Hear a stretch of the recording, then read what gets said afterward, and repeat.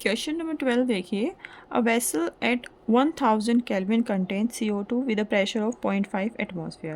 Some of CO2 is converted into CO on addition of graphite.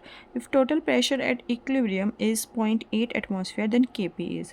तो सबसे पहले आप रिएक्शन लिख देंगे। एक वेसल है, उसमें CO2 है और कितने टेम्परेचर पे है, ये है 1000 केल्विन पे, और इसका प्रेशर 0.5 एटमॉस्फेयर है।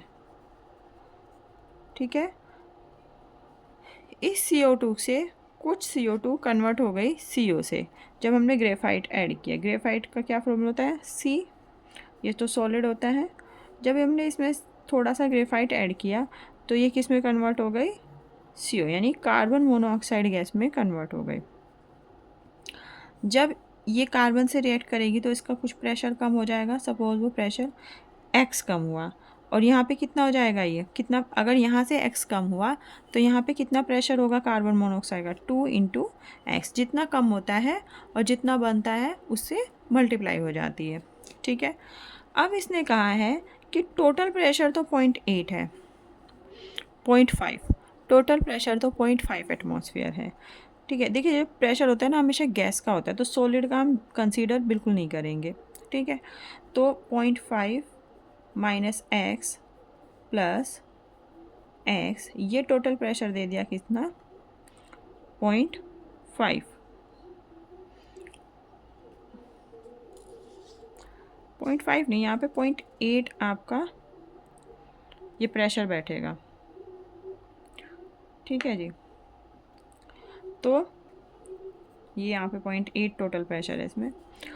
तो जब आप यहाँ से x की वैल्यू निकालेंगे, x की वैल्यू यहाँ से आपकी आएगी 0.3। ठीक है जी, उसके बाद आपको क्या करना है, Kp क्या होता है, Kp हो जाएगा जो प्रोडक्ट्स में गैस है उसका स्क्वायर, 2x, सिंस यहाँ 2 स्टोइकियोमेट्रिक कोफिशिएंट है तो ये पावर में चला जाएगा, ये 2 डिवाइड बाय जो आपका रिएक्टेंट है उसका प्रेशर 0.5 माइनस एक्स। यहाँ पे आप x की वैल्यू रख लेंगे तो आपका Kp की वैल्यू आ जाएगी। 2 इंटू एक्स की वैल्यू 0.3 है। ठीक है, और 0.5 माइनस 0.3, ये 0.2 हो जाएगा।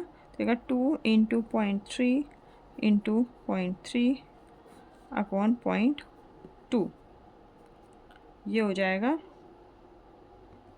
और इंटू 2 इंटू 0.3 का स्क्वायर तो 2 हो रहेगा।